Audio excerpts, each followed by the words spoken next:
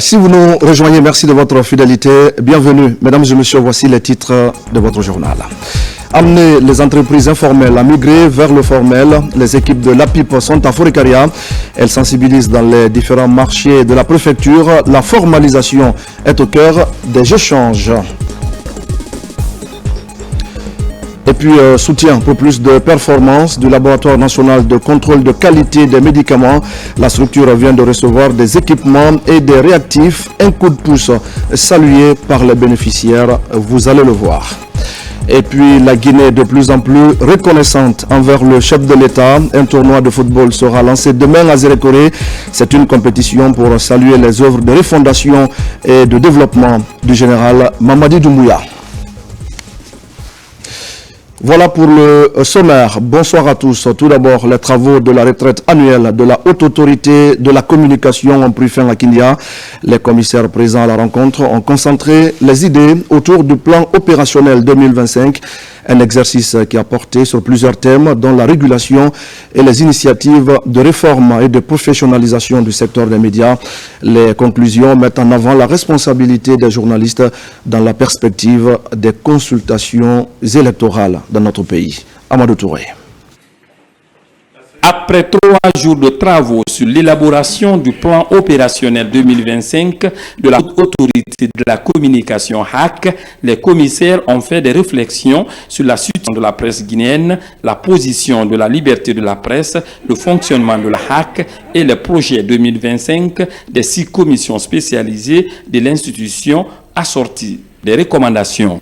Les commissaires de la HAC, à l'issue de ces travaux, encourage les associations de presse professionnelles à poursuivre les initiatives de médiation de tous les différends par la voie du dialogue en vue d'assurer un meilleur fonctionnement de la presse, soutiennent leur effort de mise en place d'un organe d'autorégulation des médias, exhortent les journalistes exerçant en République de Guinée à assumer pleinement leurs responsabilités sociales par le respect scrupuleux de l'éthique et de la déontologie du journalisme. Le plan opérationnel 2025 de la Haute Autorité de la Communication, c'est aussi une pléiade de réformes basées sur le respect de l'éthique, de la déontologie et surtout de la responsabilité du journaliste dans la préservation de la paix sociale. Je voudrais tout d'abord m'associer aux remerciements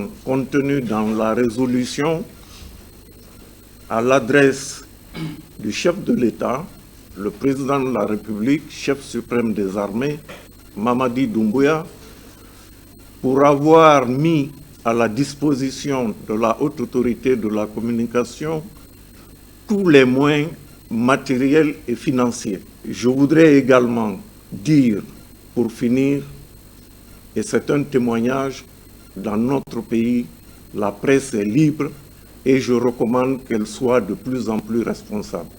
À travers cette retraite, les commissaires ont voulu rompre avec l'improvisation pour s'inscrire dans la planification des activités de préservation de la paix, du vivre ensemble des Guinéens en cette période de transition dont l'aboutissement sera l'organisation des élections, des moments d'agitation où la presse doit jouer un rôle crucial dans l'apaisement de la cité. Merci Amadou Touré. Un mot de justice avec la rentrée solennelle du barreau de Guinée. Le moment intervient au terme de 2 mois de vacances des avocats. Ils reprennent donc officiellement les audiences et l'occasion est mise à profit pour échanger sur des sujets allant dans la promotion des libertés de l'état de droit. Les barreaux étrangers, près d'une vingtaine, ont pris part à la rencontre et c'est le premier ministre chef du gouvernement qui a présidé l'événement. Adi Kamara, Tcherno Younoussaba. C'est le palais du peuple qui sert de cadre à cette rentrée solennelle du barreau de Guinée. Près de 20 pays et organisations prennent part à ce rituel pour magnifier cette profession d'avocat qui joue un rôle important dans la construction d'un état de droit. Ici, le professionnel veut l'appuyer sur l'accélérateur en vue de redorer le blason de ce secteur. La société dans laquelle nous vivons s'est bâtie sur des principes et des droits inaliénables. Parmi eux figure le droit à la défense, le respect de la présomption d'innocence, le droit à un procès équitable. Ces principes sont inscrits au cœur même de notre justice et ils existent précisément pour résister aux passions et aux préjugés. Avocats, magistrats, huissiers de justice, bref, tous les intervenants du secteur sont massivement mobilisés pour éplucher des sujets qui valident les principes et consolident la déontologie de cette noble profession. Ce moment historique marque non seulement une nouvelle étape dans l'institutionnalisation de votre barreau, monsieur le bâtonnier, mais aussi une opportunité pour nous, défenseurs du droit, de réaffirmer notre engagement envers la justice, la dignité humaine, la préservation des droits fondamentaux. Le thème de cette session représente pour nous une chose essentielle, car la justice n'est pas simplement un instrument d'application des lois, elle est aussi le miroir de notre conscience collective, elle est ce lien invisible qui unit le citoyen à l'État. La rentrée solennelle d'un barreau est bien plus qu'une simple tradition. C'est l'instant où les membres du barreau, aux côtés des magistrats et de figures de la justice, se rassemblent pour réaffirmer ensemble les valeurs fondamentales de notre profession, examiner les enjeux juridiques actuels et renforcer les liens de solidarité qui unissent dans notre mission.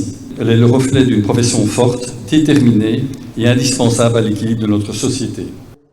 La rentrée intervient à la fin de chaque vacances judiciaire. Là, il s'agit pour la corporation de tirer les leçons du passé en vue de se projeter dans l'avenir. Le droit comme instrument de sécurité des personnes et de développement des entreprises reflète avec justesse les défis et opportunités qui s'opposent aujourd'hui à notre société.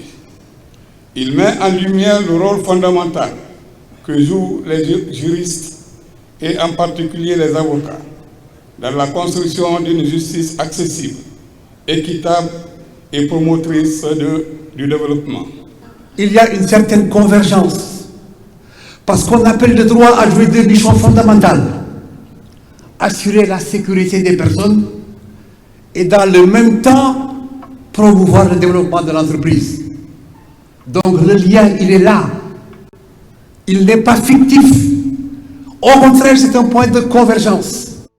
Le barreau est un acteur incontournable dans la vie juridique et judiciaire d'un pays. Donc, cette rentrée permet de présenter le métier en long et en large dans un schéma qui tient compte d'un certain nombre de valeurs juridiques et judiciaires. Comme vous le savez, l'article 12 de la Charte dispose le droit à l'assistance d'un avocat est reconnu dès l'instant de l'interpellation ou de la détention. C'est dire que la fonction d'avocat dépasse la simple prestation de services juridiques. Vous êtes les défenseurs des sans-voix, les protecteurs des opprimés, les artisans de la justice sociale et les sentinelles du respect des lois. Votre rôle est plus que jamais capital.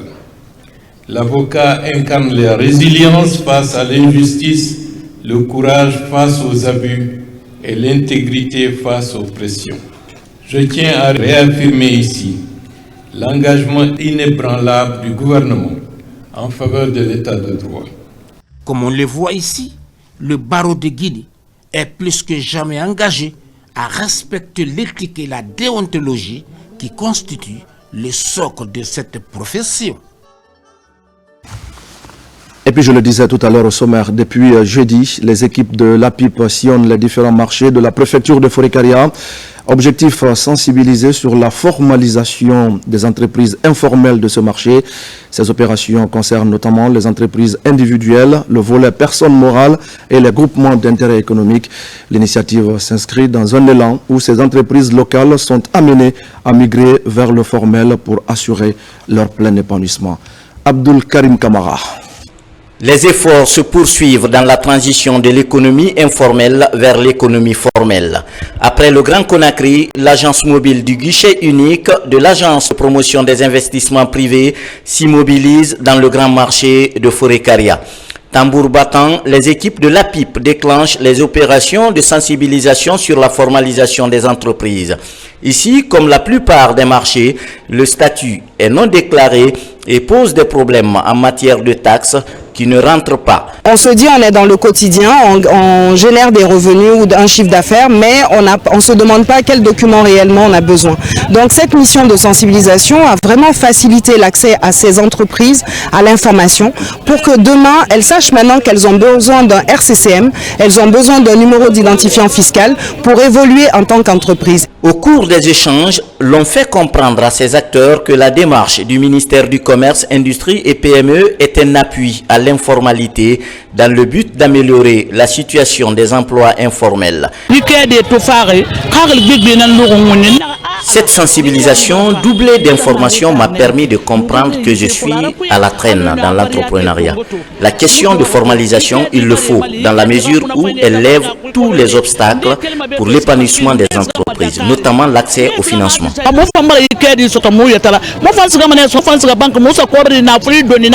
Au bout d'un mois, ces opérations de sensibilisation sur la formalisation ont permis aux équipes de l'APIP de toucher 1200 entreprises dans les marchés de Conakry, Koya et Dubreka.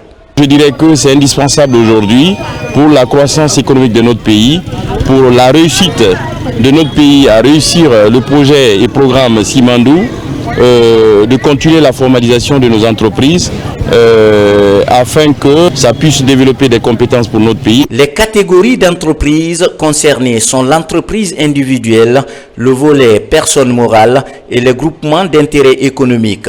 Du moment où ces informels ont toute la documentation sur la formalisation, s'ensuivra un travail de suivi et d'évaluation de l'APIP.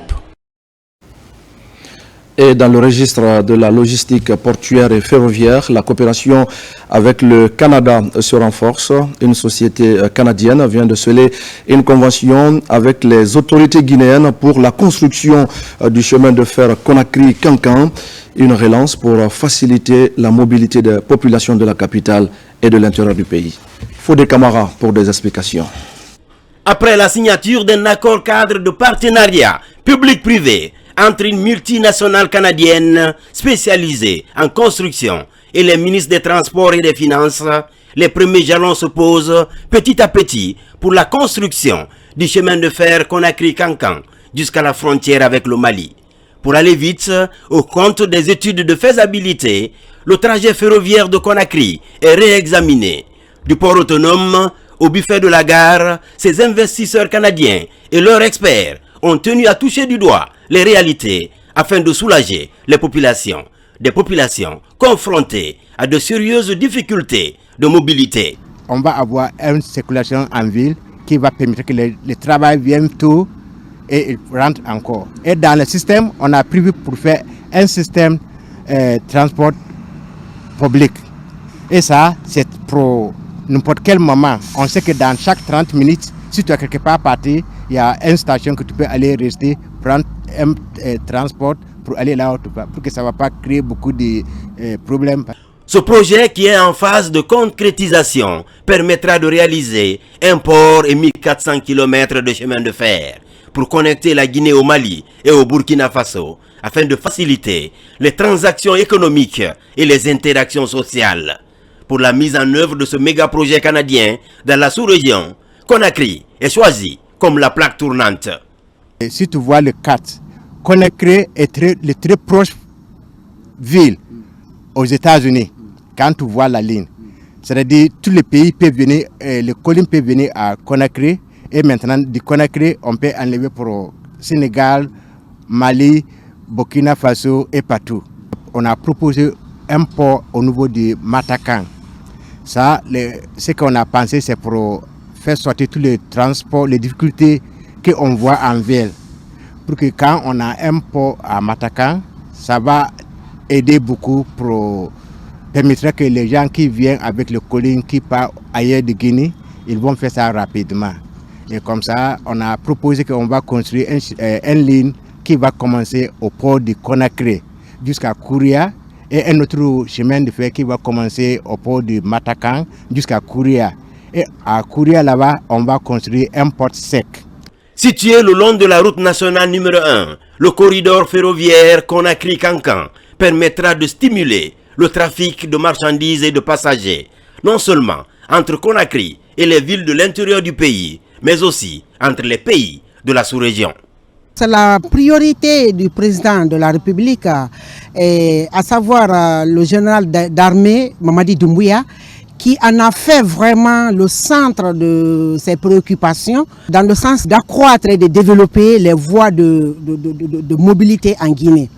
Et aussi notre ministre s'est lancé dans la même visière que le président de la République, qui est en train de manager et qui est en train d'assurer le contact avec ses partenaires. Et ces partenaires ont été dénichés et aujourd'hui ils sont impliqués et intéressés par rapport à la reconstruction de cette voie. Le président de la République et le ministre des Transports, si je parle sans dire merci à eux, je vais mentir. On a commencé le projet là plusieurs années et il y a certains aussi qui sont venus. Mais de cette fois-ci, on a commencé. Je vous assure que oui, d'ici février, vous devez voir que le travail est en cours. Et comme ça, tout le monde va gagner travail ici. La Guinée veut relancer le chemin de fer Conakry-Niger qui autrefois faisait la fierté du pays. Le dernier train a assuré la liaison Conakry-Kankan a quitté Nabaya le 2 mai 1995 avec 5 wagons transportant des graines de coton. Après près de 30 ans d'arrêt, les autorités du CNRD comptent réécrire cette belle histoire du transport interurbain des passagers et des marchandises par les chemins de fer. Ceci pour fluidifier la mobilité des populations et faciliter les circuits de commercialisation des produits agricoles. Merci à Fodé Camara. Coopération encore, cette fois dans le domaine islamique. En bref et en image, la Guinée et le Libéria se retrouvent autour d'un édifice religieux de grande capacité. Il est réalisé par la communauté guinéenne vivant dans ce pays et l'inauguration est faite par le président de la République sœur du Libéria en présence d'une forte délégation guinéenne.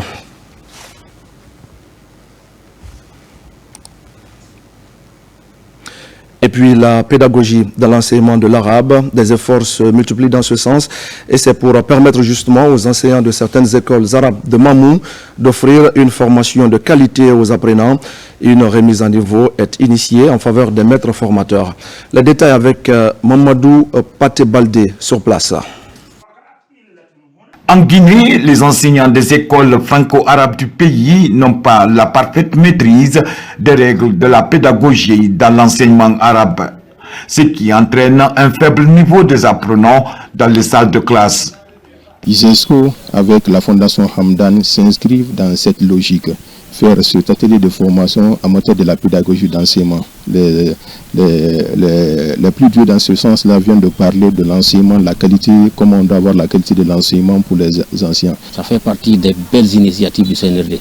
Donc je demanderai aux enseignants de saisir cette opportunité et de suivre convenablement puisqu'il s'agit de leur métier technique d'enseignement de la langue arabe. Initié dans le cadre de la recherche et le renouveau pédagogique de l'Université générale Lansana Conté de Sonfonia, cette formation est une opportunité pour ces enseignants de faire une remise à niveau dans l'enseignement-apprentissage de la langue arabe.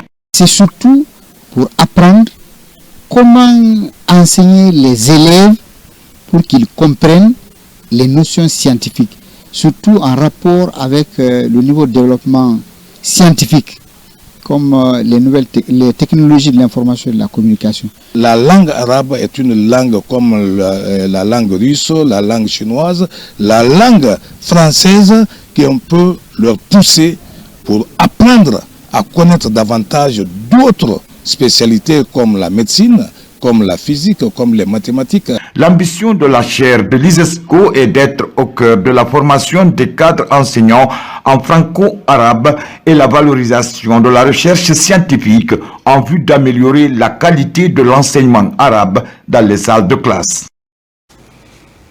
Au même moment, à Tcherno-Djibiya, dans la commune urbaine de Kindia, les élèves et leurs parents se réjouissent de la rénovation et de l'extension de leur lycée franco-arabe.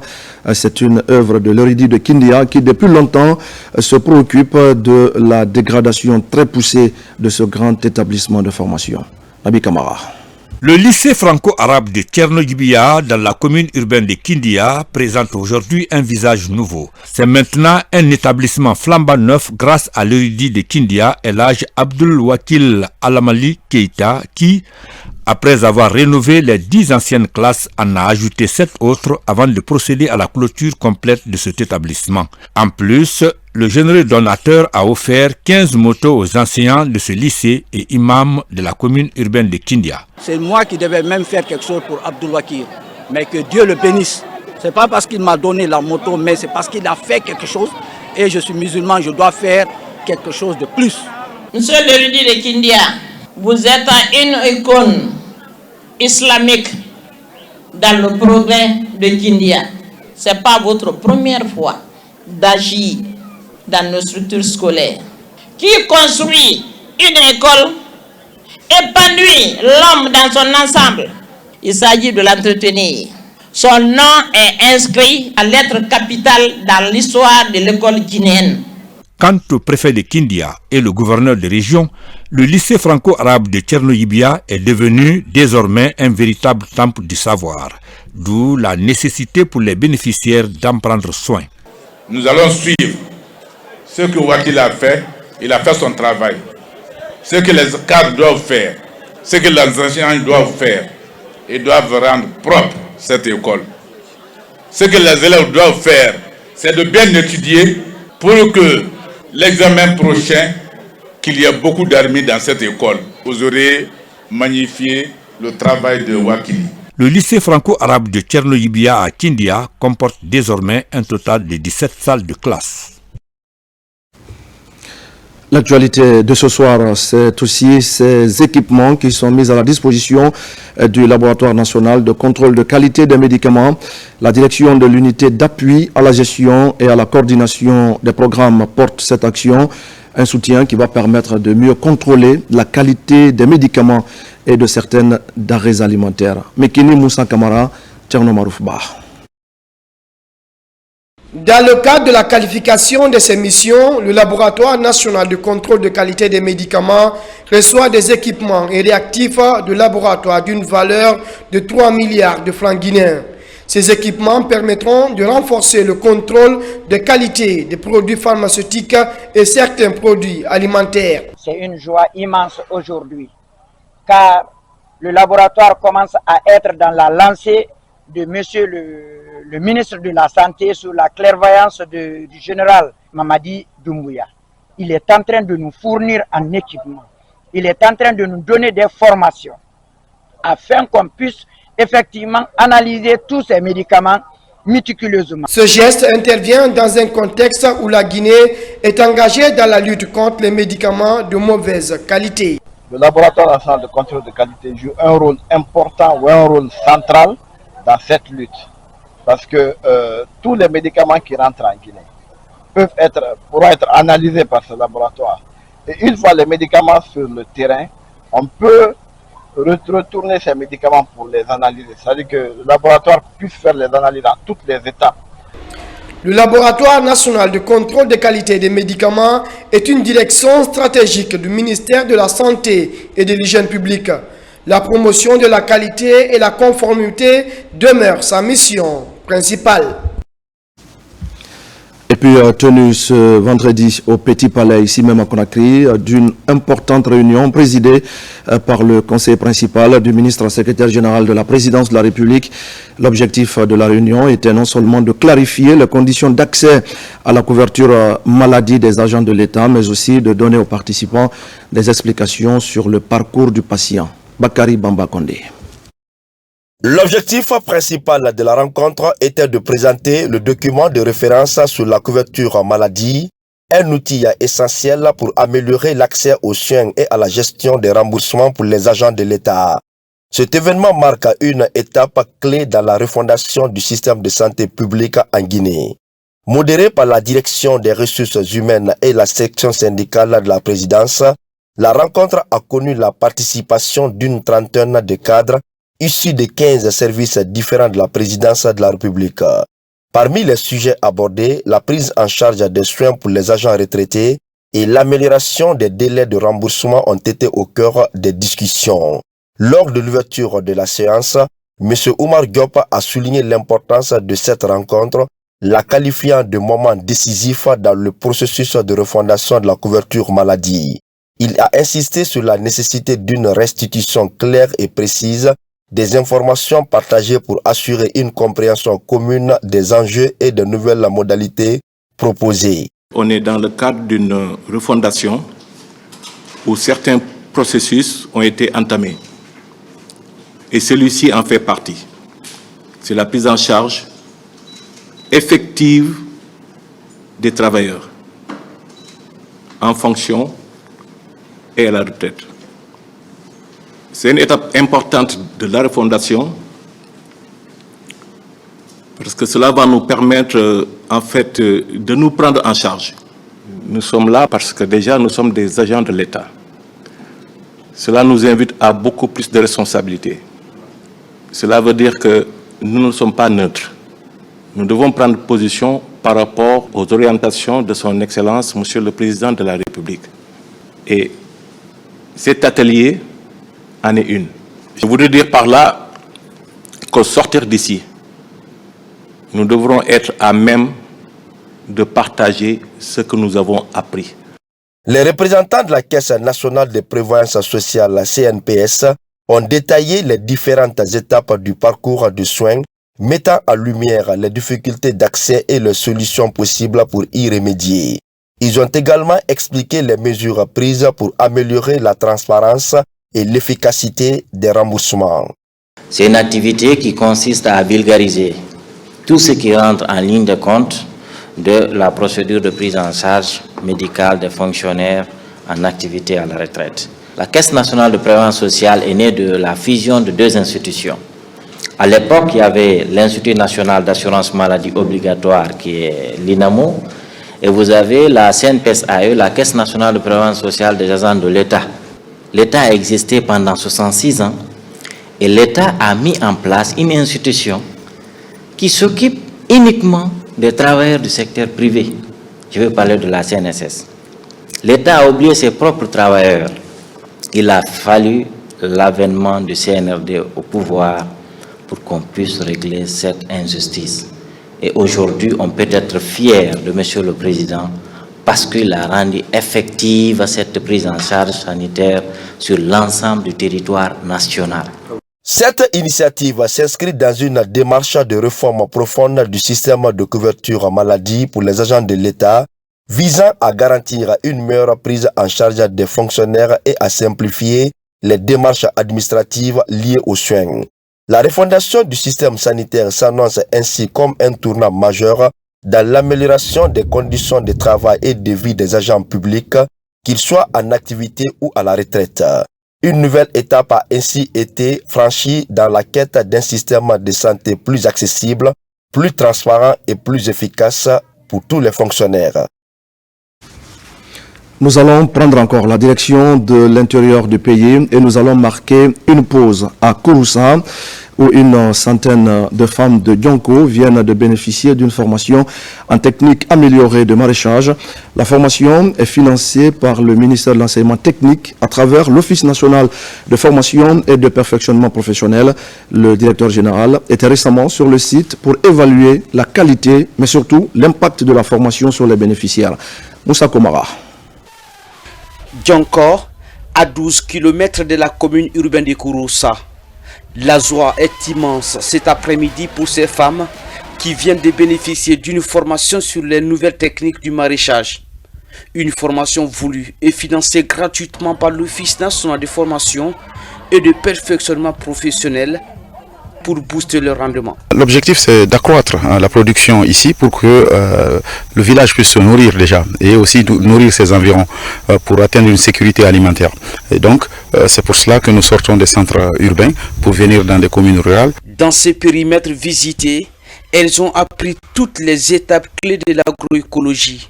Le choix du site, le baissage des sols, la proximité du site maraîcher à un point d'eau, la maîtrise du calendrier agricole et les techniques de préparation de la pépinière sont optimisées. La technique que nous avons demandé de faire, c'est d'abord nettoyer complètement les lieux, le lieu d'emplacement des pépinières, et puis après, nous avons dit que pour installer correctement les planches, il obéit à des normes. Devenir autosuffisante en légumes, c'est l'exploit que ces femmes cherchent depuis des années.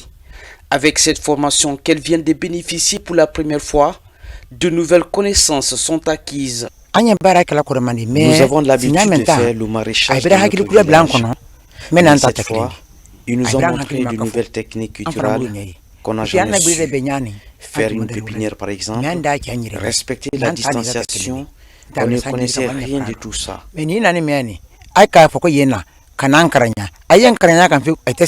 Au total, 100 femmes de Yonko ont participé avec succès à ce renforcement des capacités soutenu par le ministère de l'enseignement technique, de la formation professionnelle et de l'emploi. Et voilà qui nous amène à parler de la mise en place d'une équipe par le ministère de l'Agriculture et de l'Élevage. Elle est chargée, cette équipe, d'identifier, de géolocaliser les établissements et les opérateurs de la filière avicole intensive en Guinée. Première étape de ce programme, la Basse-Guinée. L'initiative va aider notre pays à asseoir davantage les bases de sa souveraineté alimentaire. Falilou Diallo et Fana Labaya Kamara. C'est officiel, la Basse-Guinée dispose désormais d'une équipe d'identification et de géolocalisation des établissements et opérateurs de la filière avicole intensive. Elle est chargée également d'assurer la collecte des données dans toutes les préfectures de la région. Grâce à cet outil aujourd'hui que nous allons pouvoir avoir avec ce recensement, nous pourrons mieux identifier les acteurs, mieux les placer sur une carte ou rapidement agir en cas d'épidémie. Mais également pour toute intervention de l'État, que ce soit un programme public ou un contrat-programme, ce seraient des informations cruciales pour connaître le nombre d'acteurs, mais probablement la capacité de production de nos acteurs. Dans son processus de mise en œuvre, le projet d'établissement des fondamentaux de la filière avicole en Guinée veut ainsi capitaliser le potentiel de développement de la filière avicole guinéenne. Elle constitue le démarrage d'une importante opération, va s'étendre sur 3 mois dans toutes les préfectures de la Guinée. Donc les données vont nous servir essentiellement, ça va servir l'administration, ça va servir les opérateurs eux-mêmes. Il s'agit du projet qui s'occupe essentiellement de la question nutritionnelle de la population de Guinée.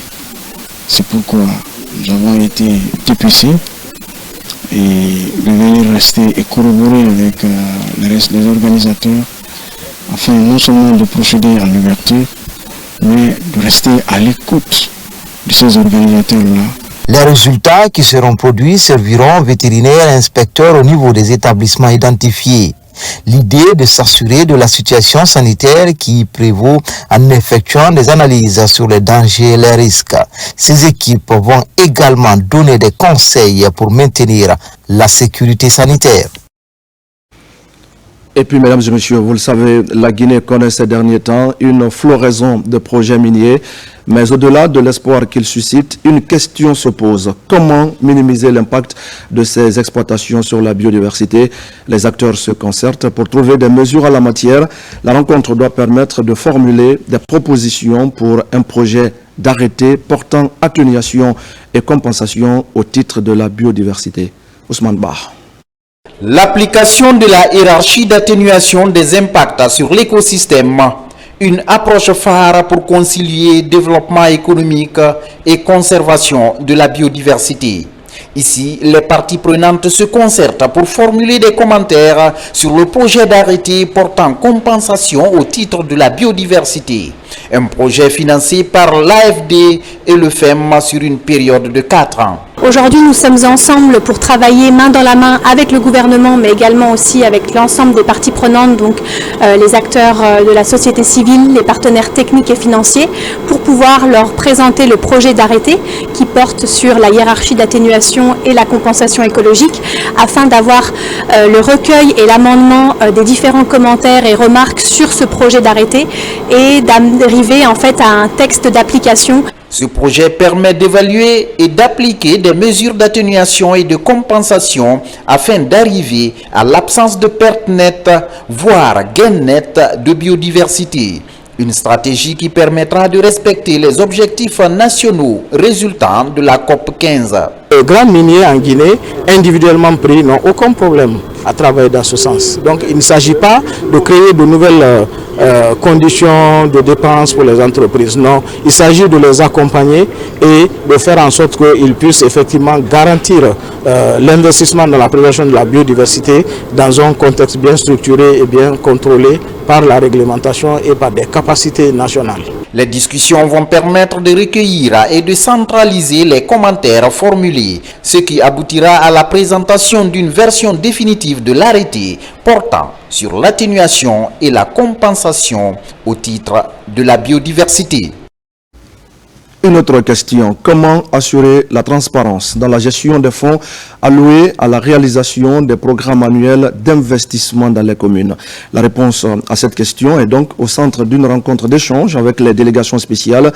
Le ministère de la décentralisation et ANAFIC conjuguent les efforts pour mieux expliquer aux participants la procédure à suivre pour une meilleure utilisation des fonds transférés aux collectivités. Marwan Kamara et Ousmane Ouatsissé. Dans les locaux de l'Agence nationale de financement des collectivités ANAFIC, les représentants du gouvernorat et des communes de Conakry sont présents. Ils reçoivent des explications sur le processus de financement des PAI et les procédures pour l'utilisation des fonds transférés aux collectivités. Une initiative de l'ANAFIC à travers le ministère de l'administration du territoire et de la décentralisation. Les ressources publiques doivent obéir à des procédures et des règles de gestion. Et c'est dans cette optique-là que nous les avons réunis pour dérouler ensemble tout le processus depuis la réception des fonds à travers la convention de financement que nous avons eu à signer avec ces communes.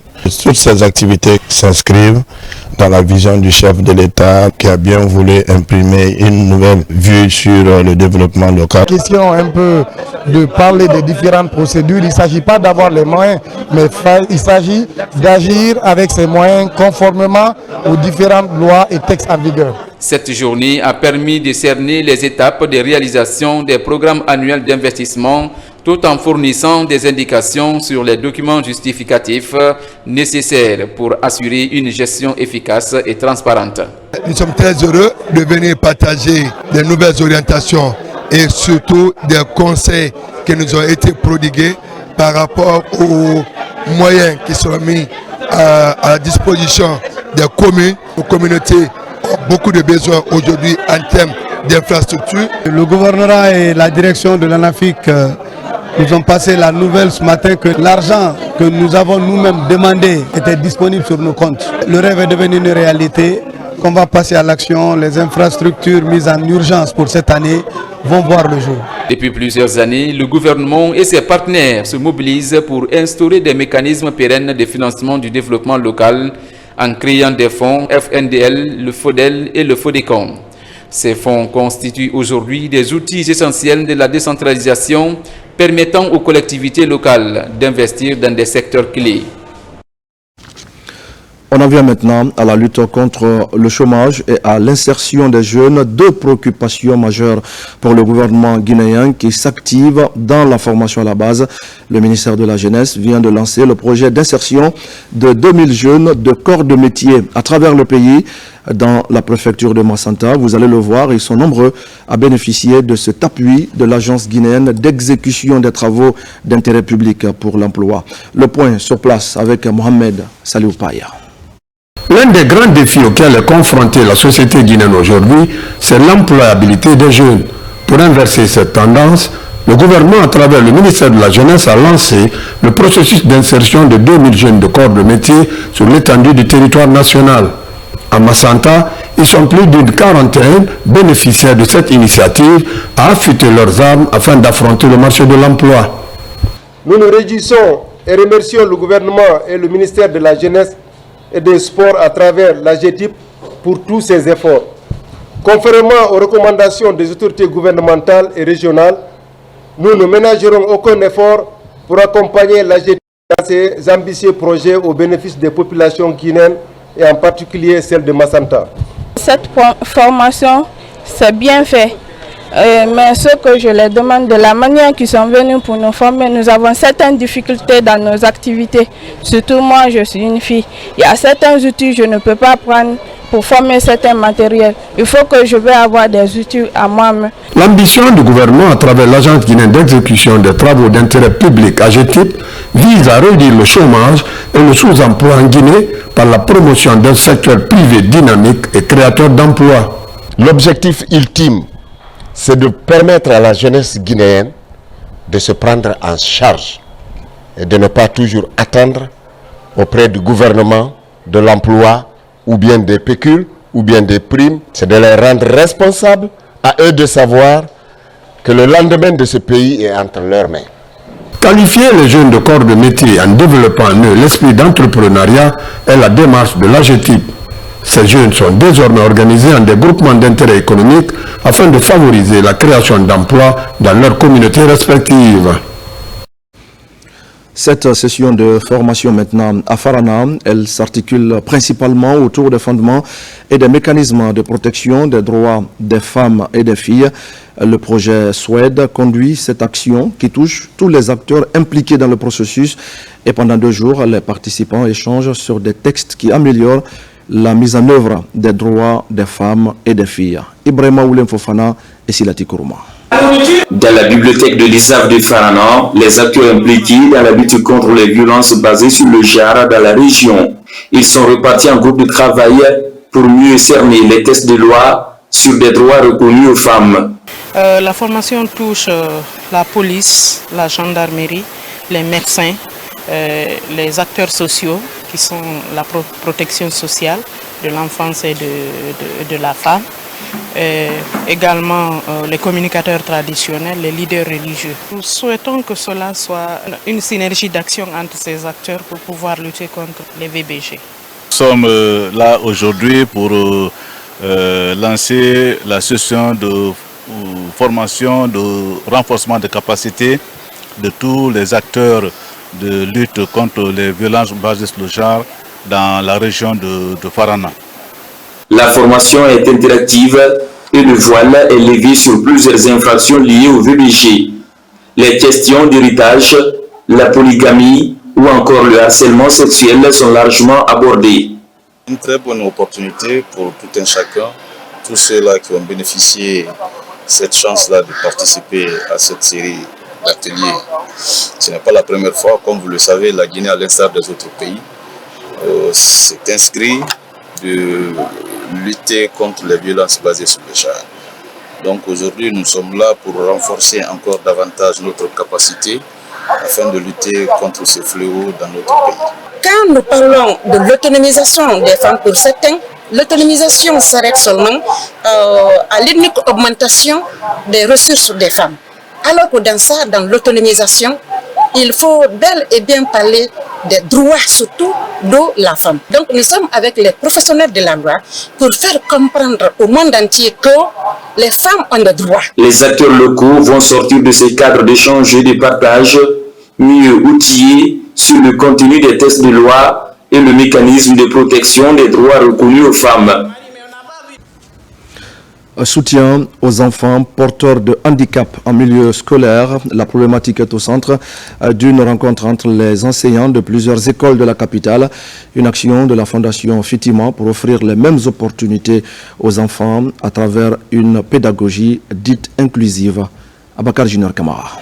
Pour offrir une éducation inclusive pour des enfants en situation de handicap, éviter leur stigmatisation et leur rejet dans le paysage scolaire et amener les enseignants à leur offrir un soutien adéquat. Voilà entre autres objectifs de cette séance de formation des enseignants financée par l'ambassade de la Fédération d'Allemagne en Guinée.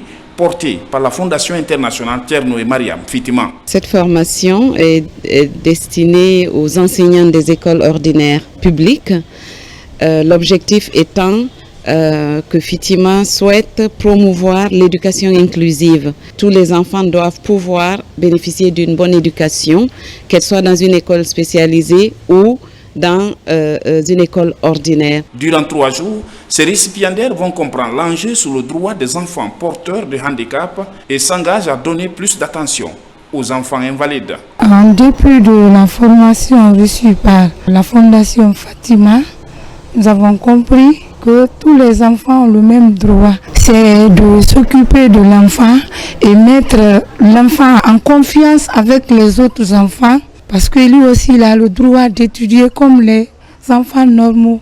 La Fédération d'Allemagne réitère son engagement à soutenir toutes les initiatives qui œuvrent pour la promotion des droits de l'homme. La Fondation Fitima et l'ambassade allemande, nous sommes des partenaires depuis plusieurs années. Aujourd'hui, j'ai pris attente aux formations. Cette série de formations et aide pour les enfants handicapés donne beaucoup de possibilités, non seulement aux enfants, et aussi aux personnel. 20 enseignants issus de 10 écoles réparties entre les 5 plus grandes communes de la capitale sont concernés pour cette activité de promotion de la pédagogie inclusive afin de faciliter l'accès des enfants en situation de handicap dans les salles de classe. Un mot de sport pour dire que le CELI national de Guinée joue ce samedi contre la République démocratique du Congo. C'est à l'occasion, vous le savez, de la 5e et avant-dernière journée des éliminatoires de la CAN Maroc 2025. En cas de victoire de la Guinée, le CELI obtiendra son ticket de qualification pour la phase finale de la compétition.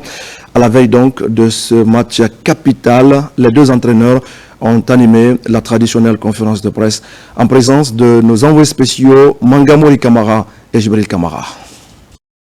Michel Doucier et ses poulains veulent rééditer le même exploit que lors des 2 matchs précédents, c'est-à-dire faire le bon résultat face à la RD Congo, déjà qualifiée avec 12 points. Pour ce faire, le CELI national de Guinée doit batailler dur et sur ses valeurs. C'est du moins l'objectif pour le technicien français. On attend un match serré. Dans ce genre de match, dans ce genre de confrontation où les adversaires sont proches, ça se joue souvent sur des détails, quoi, et sur le mental. Ce sont 2 aspects qui sont déterminants souvent. Et puis il y a aussi le critère chance, réussite, qui vient quelquefois aider aussi à se mettre dans le bon sens dans un match. Voilà, je sais que ce sont des matchs où il faut être généreux, il faut être agressif dans le bon sens du terme parce qu'on est des compétiteurs et qu'on veut gagner les matchs. Il faut être concentré de la première jusqu'à la dernière seconde. La Guinée reçoit ses matchs en Côte d'Ivoire. Les Guinéens établis sur terre ivoirienne sont engagés à sortir massivement pour pousser le 11 national à la victoire finale. Nous sommes là en tant que supporters. On est là, on est derrière l'équipe. À chaque fois quand l'équipe vient, nous sommes là pour les supporter. L'ambassadeur nous appelle, même pendant la CAN, ils nous ont appelés, on était à l'ambassade, ils nous ont envoyé même des cars pour aller à Yamoussoukro pour aller supporter l'équipe. Nous, dans notre juridiction, chaque fois que l'équipe, le CELI national doit se produire, nous avons des instructions fermes du ministre Dr Mourisanda Kouyaté afin qu'il n'y ait pas de loupé, afin qu'on mobilise tous les concitoyens pour faire honneur au CELI national. Pour ces 2 matchs Guinée, RD Congo, Tanzanie, Guinée, toutes les dispositions sont prises par le gouvernement guinéen à travers le ministère de la Jeunesse et des Sports pour les résultats escomptés. Les joueurs sont plus que jamais déterminés pour inscrire une nouvelle page de l'histoire du football guinéen car ils sont à un pas d'une éventuelle qualification avec 6 points au compteur. Leur concurrent direct, c'est bien la Tanzanie. 4 points qui jouent aussi ce samedi à 16h contre l'Éthiopie. Bonne chance donc à l'équipe nationale de Guinée lors de cette confrontation décisive. Et puis je le disais au sommaire, dans le cadre de la reconnaissance des efforts menés par le président de la République, un tournoi de football débute demain samedi à Zérékoré. 12 équipes prendront part à la compétition dotée du trophée général Mamadi Doumbouya. Le tirage au sort a eu lieu ce vendredi même en présence du chargé de mission de la présidence de la République et des autorités locales. Mohamed Saliou Paya. C'est une salle de conférence de la préfecture de Zérékoré qui a mobilisé les représentants des 12 équipes, les membres de la Ligue de football, les organisateurs et autorités administratives pour les derniers réglages du tournoi de la refondation doté du trophée général Mamadi Doumbouya dont le coup d'envoi est prévu demain samedi. Après un tirage au sort transparent, toutes les équipes participantes sont situées sur leurs adversaires. Nous voulons que les représentants des équipes qui sont là, demain, qu'il y ait le fair play, la fraternité, la camaraderie, notre objectif pour que nous soyons tous ensemble pour donner tout l'élan, tout le succès qu'il faut à cette rencontre, à ce tournoi ici. Le choix de notre préfecture pour abriter ce grand événement en dimension nationale, pour nous, c'est une marque de sympathie qui nous oblige et nous engager et redoubler d'efforts pour atteindre nos objectifs assignés. Si aujourd'hui c'est les projets de mettre les gens ensemble qui viennent, si c'est les tournois qui viennent pour dire à la jeunesse de ne plus faire la violence, je suis fier, on est fier de recevoir ces gens à bras ouverts.